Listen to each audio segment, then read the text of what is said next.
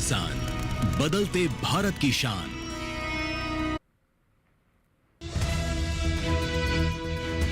पंजाब में काफी ज्यादा ठंड का अलर्ट अभी भी जारी, तो वहीं दिल्ली में भी कड़ाके की ठंड की चेतावनी। हरियाणा में भीषण शीत लहर के आसार, वहीं पश्चिमी उत्तर प्रदेश में बेहद घना कोहरा छा सकता है। उत्तराखंड में पाला पड़ सकता है और राजस्थान में चल सकती है शीत लहर।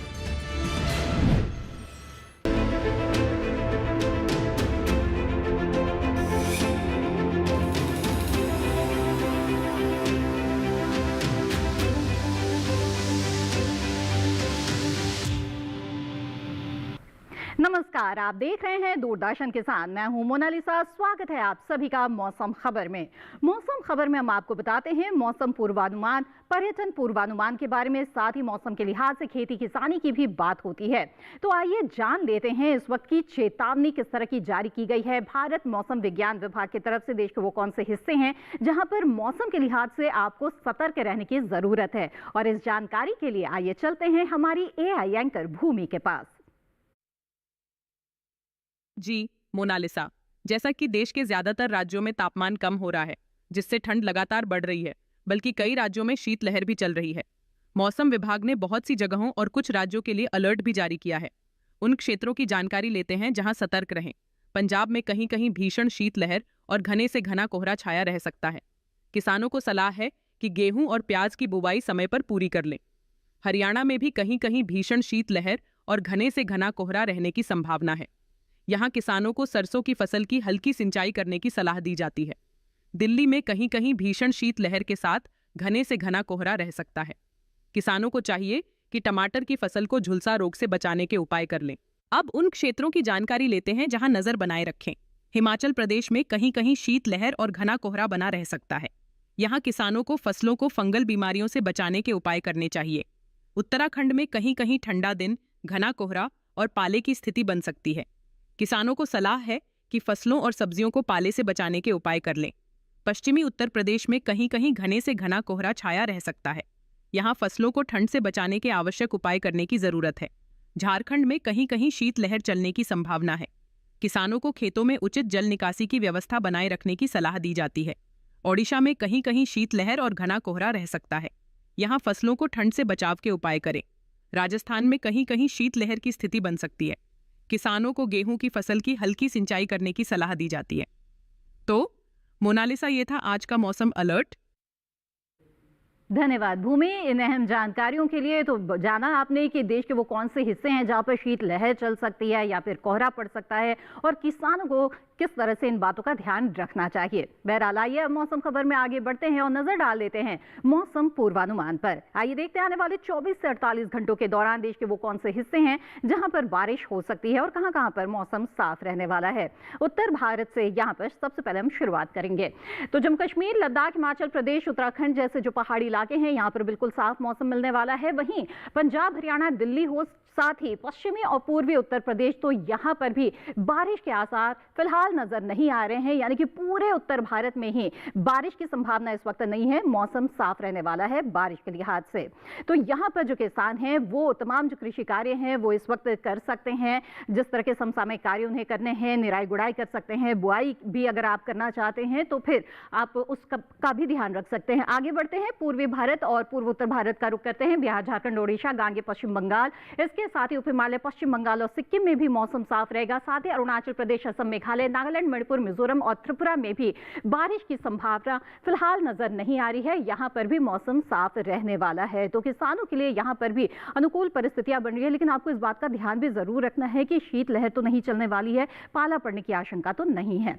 आइए अब आगे बढ़ते हैं। दक्षिण भारत की बात कर ले तो यहां पर तेलंगाना, तटीय आंध्र प्रदेश, रायलसीमा, दक्षिणी उत्तरी आंतरिक कर्नाटक, तटीय कर्नाटक, अंडमान निकोबार में तो मौसम साफ रहेगा। लेकिन वहीं पर केरल में कई जगहों पर बारिश हो सकती है। तमिलनाडु, पुडुचेरी में भी कहीं कहीं बादल बरस सकते हैं। साथ ही लक्षद्वीप की बात करें तो यहां पर भी बारिश की संभावना नजर आ रही है। तो देश के जो ये दक्षिण भारत के हिस्से हैं जहां पर बारिश के आसार नजर आ रहे हैं, तो किसान इन बातों का जरूर ध्यान रखें। अगर सिंचाई की आप सोच रहे हैं तो फिलहाल टाल दीजिए। आगे बढ़ते हैं, कोंकण, गोवा, मध्य महाराष्ट्र और मराठवाड़ा में भी कहीं कहीं बादल बरस सकते हैं। तो यहां पर भी सिंचाई या उर्वरकों के छिड़काव के बारे में अगर आप सोच रहे हैं तो थोड़ा रुक कर चले। वहीं गुजरात, सौराष्ट्र, कच्छ, मध्य प्रदेश, विदर्भ, छत्तीसगढ़ की बात करें तो बिल्कुल मौसम साफ रहने वाला है। साथ ही पूर्वी और पश्चिमी राजस्थान में भी बारिश की संभावना फिलहाल नजर नहीं आ रही है और यहां पर भी मौसम साफ रहने वाला है आने वाले 24 से 48 घंटों के दौरान। और इसके साथ यहां पर मौसम खबर में वक्त हो चला है एक छोटे से ब्रेक का। ब्रेक के बाद भी मौसम से जुड़ी हुई और भी कई अहम जानकारियां हम आपके लिए लेकर आएंगे। आप बने रहें दूरदर्शन किसान पर।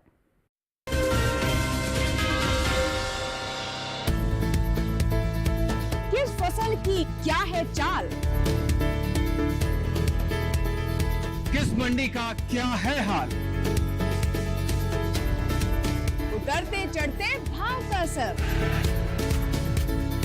आयात निर्यात का क्या है असर, कैसा रहेगा आगे बाजार, बताएंगे मंडियों के जानकार। देखिए मंडी खबर सोमवार से शनिवार शाम 5 बजे सिर्फ दूरदर्शन किसान चैनल पर।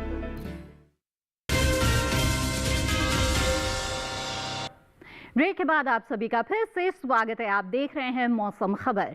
आइए मौसम खबर में अब आगे बढ़ते हैं और बात करते हैं तापमान की। जहां देश के अलग अलग हिस्सों में तापमान की इस वक्त क्या स्थिति चल रही है, ये जानना बेहद ही जरूरी है।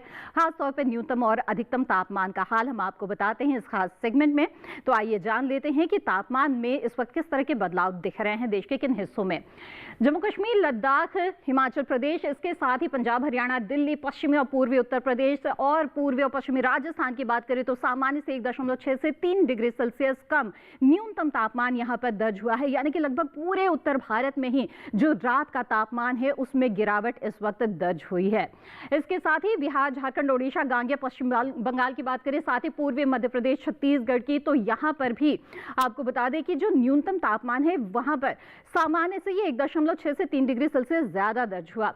असम, मेघालय की बात करें तो सामान्य से 1.6 से 3 डिग्री सेल्सियस कम न्यूनतम तापमान यहां पर भी दर्ज हुआ है और यहां पर भी जो रात का तापमान है वो गिरा है। तो देश के कई हिस्सों में न्यूनतम तापमान में गिरावट इस वक्त दिख रही है। विदर्भ की बात करें, कोंकण, गोवा की बात करें तो यहां पर भी सामान्य से 1.6 से 3 डिग्री सेल्सियस कम रहा है न्यूनतम तापमान। साथ ही सौराष्ट्र, कच्छ में भी इसी तरह की स्थितियां नजर आई और यहां पर भी न्यूनतम तापमान में गिरावट रही। तेलंगाना, तटीय आंध्र प्रदेश, रायलसीमा, तमिलनाडु, पुडुचेरी की बात करें तो यहां पर भी सामान्य के मुकाबले 1.6 से 3 डिग्री सेल्सियस की गिरावट न्यूनतम तापमान में दर्ज हुई है।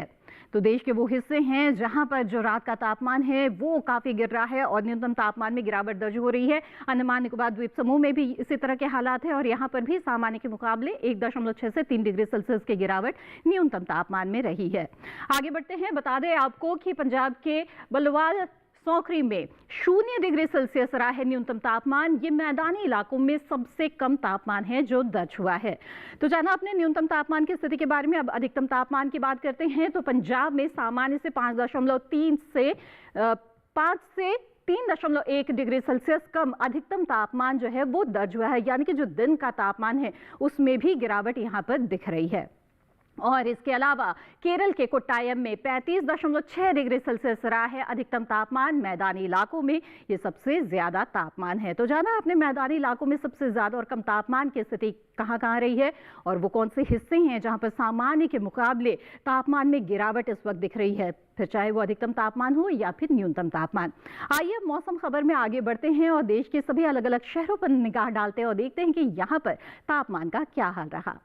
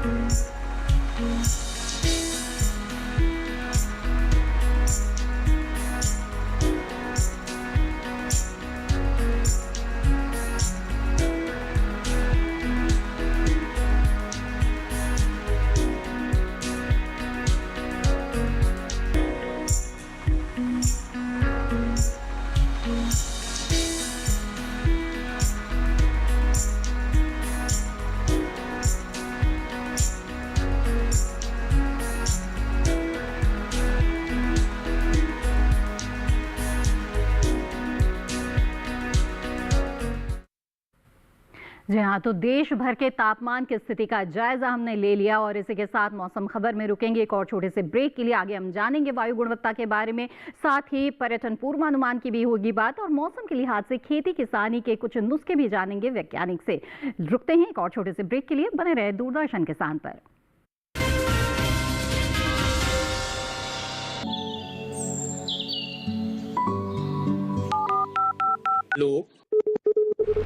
कार्यक्रम के पहले कॉलर जुड़ गए हैं। इस बीच हमारे पास कुछ ईमेल्स भी आए हैं। सवाल पूछिए अपना। जाड़े में जो मकान पैदा करेंगे इनमें कौन सी सावधानी बरतनी है? गर्म इलाकों के लिए आप HRM 99 इनसे आप कुछ फल ले सकते हैं। जैस्मीन के पेड़ पे जैस्मिन फल निहाय। उसको पूरी खुली धूप चाहिए। फसल में कीट लगा हो या कोई बीमारी, पशुपालन में हो कोई दिक्कत या चाहिए कोई जानकारी, फोन उठाइए, नंबर मिलाइए और कहें हेलो किसान। सोमवार, बुधवार और शुक्रवार शाम 6 से 7 बजे सिर्फ डीडी किसान पर।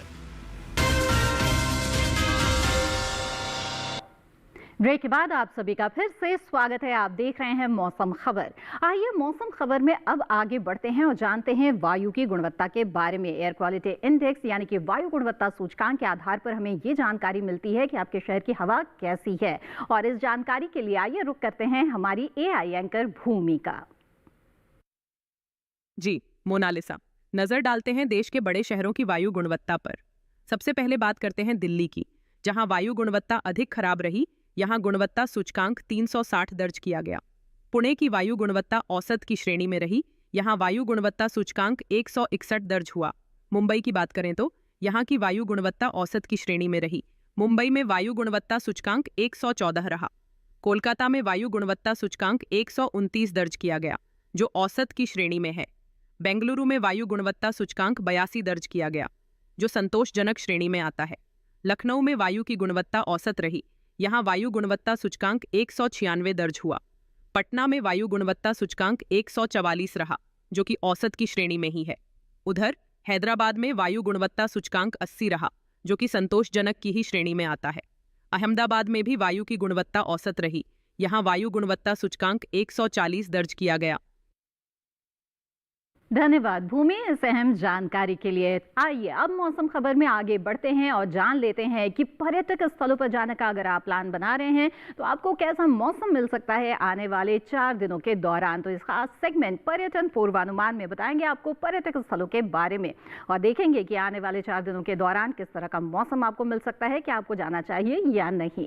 शुरुआत आइए करते हैं जम्मू कश्मीर के कटरा से, जहां पर साफ मौसम मिलने वाला है। बुधवार गुरुवार को 15 डिग्री सेल्सियस अधिकतम तापमान रहेगा तो 5 डिग्री सेल्सियस न्यूनतम तापमान। वहीं शुक्रवार शनिवार को कुछ बादल छा सकते हैं। 14-15 के आसपास अधिकतम तापमान रहेगा तो 7 डिग्री सेल्सियस न्यूनतम तापमान की स्थिति रहेगी। जहां तो जम्मू कश्मीर के कटरा में जाना आपने कि कैसा मौसम आपको मिल सकता है। कमोवेश साफ मौसम ही यहां पर मिलने वाला है आपको आने वाले 4 दिनों के दौरान। आगे बढ़ते हैं, अब जानते हैं क्या स्थिति रहने वाली है हिमाचल प्रदेश के शिमला में। तो यहां पर भी बुधवार गुरुवार को साफ मौसम मिलेगा। 16-17 डिग्री के आसपास अधिकतम तापमान रहेगा तो 5 डिग्री सेल्सियस न्यूनतम तापमान। वहीं शुक्रवार शनिवार को यहां पर भी बादल छाने के आसार नजर आ रहे हैं। 17 से 5 डिग्री यानी कि 15 डिग्री जो गिरावट है 2 डिग्री की, वो अधिकतम तापमान में आ सकती है। साथ ही 6 और 5 डिग्री के आसपास यहां पर न्यूनतम तापमान का हाल रहने वाला है। तो हल्का सा उतार चढ़ाव यहां पर तापमान में हम देख रहे हैं शिमला में। आगे बढ़ते हैं, अब जान लेते हैं क्या स्थिति रहेगी उत्तराखंड के भीमताल में। तो यहां पर बुधवार और गुरुवार को बिल्कुल साफ मौसम रहेगा। बुधवार को अधिकतम तापमान 18 तो न्यूनतम 3 डिग्री सेल्सियस रहेगा। गुरुवार को अधिकतम तापमान में 1 डिग्री की बढ़ोतरी आ सकती है। शुक्रवार शनिवार को बादल भी छा सकते हैं और साथ ही अधिकतम तापमान में 1 डिग्री की गिरावट जो बढ़ोतरी है वो हो सकती है और 21 डिग्री सेल्सियस अधिकतम तापमान रह सकता है। जो न्यूनतम तापमान है वो 4-5 डिग्री के आसपास यहाँ पर रहने वाला है। तो न्यूनतम तापमान में यहाँ पर हम बढ़ोतरी देख रहे हैं और अधिकतम तापमान में भी। अब जान लेते हैं हरियाणा के कुरुक्षेत्र के बारे में। यहाँ पर आपको सुबह कोहरा मिल सकता है लेकिन दिन चढ़ने के साथ साथ मौसम भी साफ होता चला जाएगा। अधिकतम तापमान और न्यूनतम तापमान में देखें तो उतार चढ़ाव की स्थितियां यहाँ पर नजर आ रही है। 14 से 2 के बीच रहेगा बुधवार को तापमान, तो गुरुवार को 15 से 3, शुक्रवार को 16 से 4, तो शनिवार तक आते आते 17 से 6 के बीच तापमान की स्थिति रहने वाली है।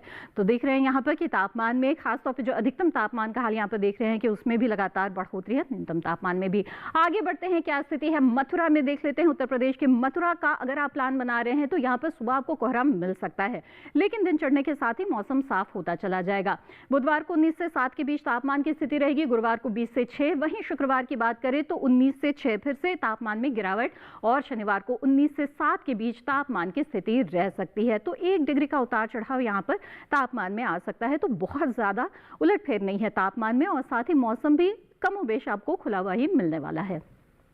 नागालैंड के कोहिमा की बात करें तो यहाँ पर भी बिल्कुल साफ मौसम नजर आ रहा है। आने वाले 4 दिनों के दौरान 15 डिग्री सेल्सियस अधिकतम तापमान रहेगा बुधवार से शुक्रवार तक, और शनिवार को ये 20 डिग्री अधिकतम तापमान हो जाएगा, लेकिन एकदम से बढ़ोतरी यहाँ पर आप देख रहे हैं। न्यूनतम तापमान की बात करें तो यहाँ पर भी ऐसी ही हालत है, 6 डिग्री सेल्सियस रहने वाला है आने वाले 3 दिनों के दौरान तापमान, और शनिवार को 19 डिग्री पर, माफ कीजिएगा 9 डिग्री पर जो तापमान है न्यूनतम वो आ जाएगा, यानी कि बढ़ोतरी एकदम से आने वाली है तापमान में। कर्नाटक के मैसूर की बात करें तो यहां पर बिल्कुल साफ मौसम मिलेगा। आने वाले 4 दिनों के दौरान 28 डिग्री सेल्सियस रहेगा अधिकतम तापमान 4 दिन, और इसके साथ ही 15 डिग्री सेल्सियस न्यूनतम तापमान बरकरार रहने वाला है। तापमान में कोई बदलाव यहां पर नजर नहीं आ रहा है मैसूर में। साथ ही बिल्कुल खुला मौसम और धूप निकली रहेगी। अगर आप मैसूर का प्लान बना रहे हैं तो आने वाले 4 दिनों के मौसम का हाल आपने देखा यहाँ पर कर्नाटक में किस तरह से मैसूर में रहने वाला है। आगे बढ़ते हैं। केरल के कोझिकोड की बात करें तो यहां पर बुधवार को साफ मौसम, 35 से 24 के बीच तापमान रहेगा। गुरुवार को हल्के बादल छा सकते हैं, लेकिन तापमान की स्थिति बरकरार रहेगी। शुक्रवार को फिर से मौसम बिल्कुल साफ हो जाएगा, तापमान में कोई उलटफेर नहीं है। शनिवार को मौसम बरकरार रहेगा और साथ ही धूप निकली हुई रहेगी।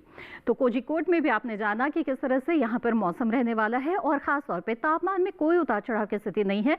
लगातार एक सा तापमान यहाँ पर बना रहने वाला है। आगे बढ़ते हैं। बात करें राजस्थान के उदयपुर के बारे में तो यहाँ पर आपको कोहरा मिल सकता है बुधवार और गुरुवार को। 23 से 10 के बीच तापमान का हाल रहेगा बुधवार को। गुरुवार की बात करें तो 24 से 10 के बीच यहाँ पर तापमान रहेगा। शुक्रवार और शनिवार को मौसम खुल जाएगा, साथ ही तापमान में हम बढ़ोतरी भी देख रहे हैं। 25 से 11 शुक्रवार को, तो शनिवार को 25 से 12 के बीच यहाँ पर तापमान की स्थिति रहने वाली है। तो यहाँ पर हल्का जो तापमान है वो बढ़ता हुआ हमें नजर आ रहा है आने वाले 4 दिनों के दौरान। अब आगे बढ़ते हैं। मध्य प्रदेश की भोपाल की बात कर लेते हैं तो यहाँ पर भी कोहरा मिल सकता है आपको। 25 से 11 के बीच तापमान की स्थिति बुधवार को रहेगी, तो गुरुवार को 24 से 10 यानी 1 डिग्री की गिरावट। वहीं शुक्रवार को 25 से 9 के बीच तापमान का हाल रहेगा, यानी कि अधिकतम तापमान में बढ़ोतरी तो न्यूनतम तापमान में गिरावट। शनिवार को 26 से 10 यानी कि फिर से 1 डिग्री की बढ़ोतरी यहाँ पर तापमान में आपको आते हुए दिख सकती है शनिवार के दिन। तो जाना आपने भोपाल में भी कैसा मौसम आपको मिल सकता है आने वाले 4 दिनों के दौरान। आइए अब आगे बढ़ते हैं मौसम खबर में और जान लेते हैं कि मौसम के लिहाज से इस वक्त आपको किस तरह के कृषि कार्य करने चाहिए। देश के अलग अलग हिस्सों में जो किसान हैं उन्हें किस तरह से मौसम का ध्यान रखना चाहिए और इसके अनुरूप ही अपने कृषि कार्य करने चाहिए। तो इस खास जानकारी के साथ हमारे साथ इस वक्त जुड़ रहे हैं एआई एंकर कृष। जी मोनालिसा, मैं आज के खेती किसानी में महाराष्ट्र और कर्नाटक के किसानों के लिए कृषि सलाह लेकर आया हूं। सबसे पहले बात महाराष्ट्र की। महाराष्ट्र के कोंकण में किसान सुपारी की पकी पौध की कटाई जारी रखें। यहां इस समय वायंगनी धान की नर्सरी लगाई जा सकती है। साथ ही कोंकण के किसान मूंगफली, सब्जियों और बागों की आवश्यकतानुसार सिंचाई कर लें। वहीं महाराष्ट्र के मध्य महाराष्ट्र, सोलापुर और पुणे के किसान अरहर की पकी फसलों की कटाई करके इन्हें सुरक्षित स्थानों पर भंडारित कर लें। मराठवाड़ा के किसान गन्ने और अरहर की पकी फसलों की कटाई जारी रखें। बात करें महाराष्ट्र के विदर्भ की तो मोनालिसा, यहाँ पर किसान कपास और अरहर की पकी फसलों की कटाई और तुड़ाई का काम कर लें। साथ ही यहाँ के किसान गेहूं, अलसी, सरसों और फलों के बागों की समयानुसार सिंचाई करें। वहीं विदर्भ के पूर्वी इलाकों में इस समय धान की नर्सरी लगाई जा सकती है। अब बात कर्नाटक की।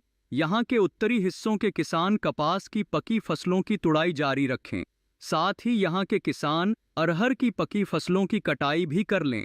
कर्नाटक के उत्तर पूर्वी सूखे इलाकों के किसान कपास और मिर्च की पकी पौध की तुड़ाई का काम भी कर लें। कर्नाटक के पूर्वी सूखे इलाकों में किसान रागी, मक्का, सूरजमुखी और लोबिया की पकी फसलों की कटाई करें। कर्नाटक के दक्षिणी इलाकों के किसान धान, मक्का, कपास और सुपारी की पकी फसलों की कटाई कर लें। साथ ही यहाँ के किसान सब्जियों की नर्सरी को ठंड से बचाने के लिए शाम को हल्की सिंचाई करें। यहाँ पर किसान केले, नारियल और सुपारी के पौधों की समयानुसार सिंचाई कर लें। तो मोनालिसा, ये था आज का खेती किसानी। धन्यवाद कृष इन अहम जानकारियों के लिए। आइए मौसम खबर में आगे बढ़ते हैं और देखते हैं कि भारत मौसम विज्ञान विभाग पुणे के कृषि मौसम वैज्ञानिक डॉक्टर आशुतोष मिश्र की इस वक्त आपके लिए क्या सलाह है। देश के अन्य राज्यों में अगर हम कृषि परामर्श की बात करें तो कर्नाटक में परिपक्व धान, रागी, अरहर, मक्का, कपास इत्यादि को काटने और तोड़ने का कार्य जारी रखें। सब्जियों, केले और फलों के नए बागों में मल्चिंग भी कर सकते हैं। जम्मू क्षेत्र में प्याज की रुपाई कार्य जारी रखा जा सकता है। सब्जी वाली फसलों को ठंड के प्रकोप से बचाने के लिए सरकंडा या धान के भूसे इत्यादि सामग्री से ढक दें। चना, मटर, प्याज, लहसुन एवं देर से बोई गई मसूर में निराई गुड़ाई कार्य भी कर सकते हैं। गेहूं, मटर, सरसों जैसी फसलों में सिंचाई भी दी जा सकती है। उत्तराखंड में प्याज की रुपाई का कार्य जारी रखें। चना, गेहूं, जौ, सब्जी वाली मटर और मसूर इत्यादि में निराई गुड़ाई कार्य भी किया जा सकता है। साथ ही इसके पश्चात हल्की सिंचाई भी दे दें। मध्य प्रदेश में 40 से 45 दिन पुरानी सरसों की फसल में सिंचाई दी जा सकती है। पिछले महीने बोई गई सब्जी वाली फसलों में निराई गुड़ाई के पश्चात नाइट्रोजन उर्वरक भी डाल दें। बिहार के किसान भाई सरसों के खेत में सिंचाई के पश्चात नाइट्रोजन के उर्वरक डाल दें। झारखंड में कम तापमान एवं नमी की कमी से बचाव हेतु सब्जी वाले खेतों में हल्की सिंचाई दे सकते हैं। उत्तर प्रदेश में गेहूं की समय से बोई गई फसल में सिंचाई करने के लिए समय अनुकूल है। प्याज की 30 से 45 दिन पुरानी पौध की रुपाई कार्य भी किया जा सकता है। परिपक्व गन्ने की कटाई का कार्य जारी रखें। ठंड से बचाव हेतु सब्जी वर्गीय फसलों में नियमित अंतराल पर हल्की सिंचाई देते रहें। गुजरात में अरंडी की परिपक्व बालियों को तोड़ लें तथा अरहर की पकी हुई फसल को काटने का कार्य भी इस समय कर सकते हैं। साथ ही गन्ने की रुपाई कार्य भी जारी रखा जा सकता है। ठंड के प्रतिकूल प्रभाव से बचाव हेतु खड़ी फसलों में शाम के समय हल्की सिंचाई देते रहें। असम में बोरो धान की रुपाई कार्य भी जारी रखा जा सकता है। गोभी वर्गीय सब्जियों के पौधों को ठंड और कोहरे से बचाने के लिए मल्चिंग भी दे सकते हैं। जी हाँ, आइए अब आगे बढ़ते हैं। मौसम खबर में बात करते हैं आज की फसल की। आज की फसल बेहद ही खास है क्योंकि ये पारंपरिक फसलों से थोड़ा हटकर है। आज हम बात करने वाले हैं मशरूम के बारे में, क्योंकि खाने पीने की जो आदतें हैं लोगों की वो तेजी से बदल रही है शहरीकरण के साथ ही, और ऐसे में मशरूम की मांग बहुत ही तेजी से बढ़ रही है। और मशरूम की खेती अगर आप करना चाहते हैं, इसका उत्पादन हासिल करना चाहते हैं, तो इसकी बहुत सारी किस्में उपलब्ध है जिसके जरिए आप साल भर इससे आमदनी प्राप्त कर सकते हैं। मशरूम उत्पादन के दौरान आपको किन किन बातों का ध्यान रखना चाहिए, आइए जानते हैं इस रिपोर्ट के जरिए। मशरूम, जिसे खुम्ब भी कहा जाता है, स्वाद और पौष्टिकता से भरपूर है। इसमें काफी मात्रा में प्रोटीन पाया जाता है। अलग अलग मौसम के हिसाब से इसकी कई किस्में मौजूद हैं। खासकर उत्तर भारत के मैदानी इलाकों में सफेद बटन मशरूम, शिटाके मशरूम, धान पुआल खुम्ब, ऑयस्टर मशरूम और दूधिया मशरूम की खेती की जाती है।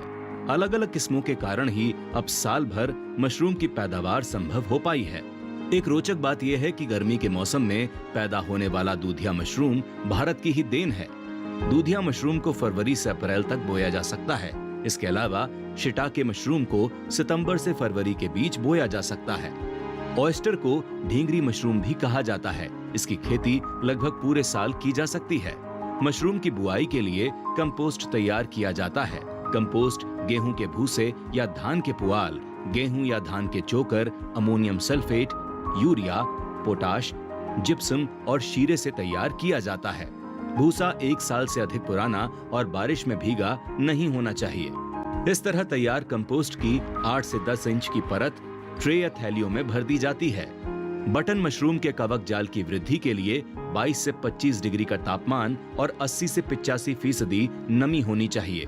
बोने के लिए हवादार और तापरोधी मशरूम घर बनाया जाता है, जिसके भीतर तापमान और जरूरी नमी को बनाए रखा जा सके। मशरूम घर का फर्श पक्का होना जरूरी है। 1 वर्ग मीटर क्षेत्रफल में औसतन 8 से 10 किलो मशरूम की उपज होती है, जो 100 किलो कंपोस्ट में 6 से 8 हफ्तों में प्राप्त होती है। तुड़ाई के बाद मशरूम को बहते पानी में धोकर तुरंत 5 डिग्री सेंटीग्रेड पर ठंडा कर लेना चाहिए। इसकी पैकिंग 200 ग्राम या 500 ग्राम के थैलों में की जाती है। मशरूम की फसल बहुत तेजी से बढ़ती है और इसलिए बाजार का इंतजाम बेहद आवश्यक है। और हाँ, जंगली मशरूम और खाने वाली मशरूम अलग अलग होती हैं, इसलिए मशरूम के लिए नजदीकी कृषि विज्ञान केंद्र या कृषि विश्वविद्यालय से ट्रेनिंग जरूर लें। जी हाँ, तो जाना आपने कि मशरूम उत्पादन के दौरान आपको किन बातों का ध्यान रखना चाहिए, और प्रशिक्षण ले लेंगे तो बहुत ही अच्छे तरीके से कम लागत से मशरूम उत्पादन की शुरुआत करके इसे एक अच्छा खासा उद्यम के रूप में आप स्थापित कर सकते हैं। बहरहाल इसी के साथ आइए मौसम खबर में आगे बढ़ते हैं और चलते चलते एक बार फिर से नजर डाल लेते हैं आज की सुर्खियों पर। पंजाब में काफी ज्यादा ठंड का अलर्ट अभी भी जारी, तो वहीं दिल्ली में भी कड़ाके की ठंड की चेतावनी। हरियाणा में भीषण शीत लहर के आसार, वहीं पश्चिमी उत्तर प्रदेश में बेहद घना कोहरा छा सकता है। उत्तराखंड में पाला पड़ सकता है और राजस्थान में चल सकती है शीत लहर। इसी के साथ आज के मौसम खबर में बस इतना ही है। हमें उम्मीद है कि मौसम खबर से आपको मदद मिल रही होगी। मौसम खबर को आप दूरदर्शन किसान के YouTube चैनल पर भी देख सकते हैं और मौसम और इसके लिहाज से खेती किसानी से जुड़ी हुई ये सभी जानकारियां कभी भी कहीं भी हासिल कर सकते हैं। तो जरूर जुड़े हमारे YouTube चैनल से, जिसके जरिए आपको ये सभी जानकारियां मिल सकती है। जी हाँ, तो हम आपको बता रहे हैं कि मौसम खबर को अगर आप देखना चाहते हैं YouTube चैनल पर, तो आपको हम दिखाने जा रहे हैं टीवी स्क्रीन पर QR कोड। इसको आप स्कैन करें और सीधे हमारे YouTube चैनल से जुड़ सकते हैं आप। मौसम का ताजा हाल और कृषि सलाह के साथ फिर होंगे हाजिर। तब तक के लिए दीजिए इजाजत। आप बने रहें दूरदर्शन किसान पर। नमस्कार।